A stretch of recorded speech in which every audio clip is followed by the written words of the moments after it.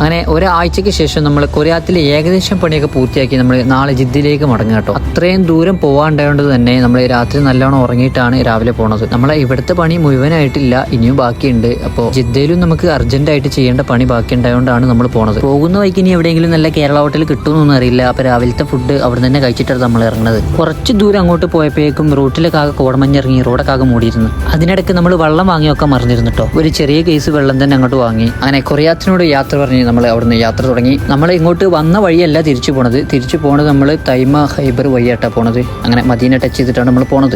രണ്ടും ഏറെക്കുറെ കിലോമീറ്റർ ചെറിയ വ്യത്യാസമേ വരുന്നുള്ളൂ. ഹൈലി വഴി വരുന്നത് നല്ല റോഡാണെങ്കിലും ചെറിയൊരു ഡേഞ്ചറായിട്ട് നമുക്ക് തോന്നും. ആ റോട്ടിൽ ഉറങ്ങിപ്പോകാനുള്ള സാധ്യത വളരെ കൂടുതലാണ്. കിലോമീറ്ററോളം നീണ്ടു നിവർന്ന് കിടക്കുന്ന റോഡായതുകൊണ്ട് അറിയാതെ ചിലപ്പോൾ ഉറങ്ങിപ്പോകാനുള്ള സാധ്യതയുണ്ട്. അങ്ങനെ 1 മണിയായപ്പോൾ നമ്മളെ നിസ്കാരവും ഫുഡ് കഴിക്കലൊക്കെ കഴിഞ്ഞ് നമ്മളിപ്പോൾ തൈമ എന്ന് പറഞ്ഞ സ്ഥലത്താണ് എത്തിയിട്ടുള്ളത്. അവരവിടെ റോഡ് സൈഡിൽ ഉണ്ടാക്കി വെച്ച ഓരോ സംഭവങ്ങളാട്ടത്. തൈമ എന്ന് പറഞ്ഞ സ്ഥലം നല്ലൊരു വൃത്തിയിലായിട്ട് അവർ ഉണ്ടാക്കി വെച്ചിട്ടുള്ളത്. റോഡിന്റെ 2 സൈഡിലും കുറെ പാർക്കുകളും കാര്യങ്ങളൊക്കെ ഉണ്ട്, ഫാമിലിക്ക് വന്നിരിക്കാൻ പറ്റിയ. വൈകുന്നേരം ഒരു 4 മണി ആയപ്പോഴേക്ക് തൈമയിൽ നമ്മൾ ഇറങ്ങി ഒരു ചായ കുടിക്കലാന്ന് വിചാരിച്ചിട്ട് കയറി. തൈമയിലും ആ സമയത്ത് കുഴപ്പമില്ലാത്ത തണുപ്പാണ് കേട്ടോ. ഞാൻ മുമ്പ് ഒരിക്കൽ കൊറിയാത്തിൽ നിന്ന് ജിദ്ദയിലേക്ക് ബസ്സിൽ വരുന്ന സമയത്ത് ബസ് നിർത്തി ചായ കുടിച്ച അതേ സ്ഥലത്ത് തന്നെയാണ് നമ്മൾ ചായ കുടിക്കാൻ നിർത്തിയത്. നേരെ വൈകണ്ടെന്ന് വിചാരിച്ച് നമ്മളവിടെ നിന്ന് വേഗം ഇറങ്ങി. അവിടുന്ന് ഇങ്ങോട്ട് പിന്നെ കാണുന്ന മൊത്തം ഈ കല്ലുകളാണ്. റോഡിന്റെ 2 സൈഡിലും നല്ല വ്യത്യസ്തമായിട്ടുള്ള പാറക്കല്ലുകൾ. രാത്രി ആയപ്പോഴേക്ക് നമ്മൾ ഹൈബറിലെത്തിയിട്ടുണ്ട്.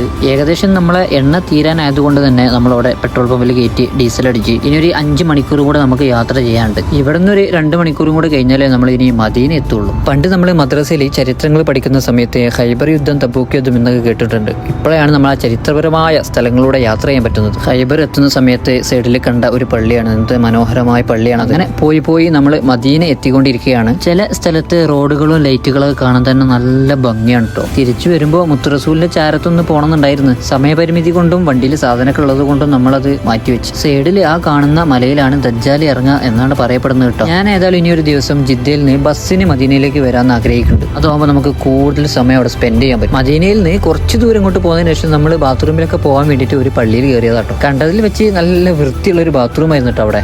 ഏതായാലും നമ്മൾ വണ്ടി നിർത്തിയതല്ലേ, അവിടെ തന്നെ ഫുഡും കഴിച്ച് പോയാലോ എന്ന് ആലോചിച്ച് ഫുഡും ഓർഡർ ചെയ്ത്. ഉംറയ്ക്ക് പോണവരൊക്കെ ഉണ്ട് കേട്ടോ അവിടെ. നമ്മൾ വിചാരിച്ച ഫുഡൊന്നും കിട്ടിക്കോളന്നില്ല, അപ്പൊ കിട്ടിയത് തിന്നുക. രാത്രി ഒരു 2:30 ആയിട്ടുണ്ട് നമ്മൾ റൂമിലെത്തിയപ്പോൾ. അൽഹംദുലില്ലാ കേടുപാടൊന്നും ഇല്ലാതെ നമ്മൾ ജിദ്ദയിൽ എത്തിയിട്ടുണ്ട്. അങ്ങനെ കൊറിയാത്തിലെ 6 ഡിഗ്രി തണുപ്പിൽ നിന്നും ജിദ്ദയിലെ 20 ഡിഗ്രി നോർമൽ കാലാവസ്ഥയിലേക്കാണ് നമ്മൾ എത്തിയിട്ടുള്ളത്. ഒരാഴ്ച തണുപ്പ് സഹിക്കാൻ വയ്യാഞ്ഞിട്ട് ഹീറ്റർ ഉപയോഗിച്ച് കിടന്നുറങ്ങിയിരുന്നത് നമ്മൾ ജിദ്ദയിൽ എത്തിയപ്പോൾ ഇന്ന് മുതൽ AC ഇട്ട് കിടന്നുറങ്ങാൻ പോകും. അപ്പോൾ ഇത്രയൊക്കെ ഉള്ളൂ. ഇനി കൂടുതൽ വിശേഷങ്ങളുമായിട്ട് പിന്നെ വരാം.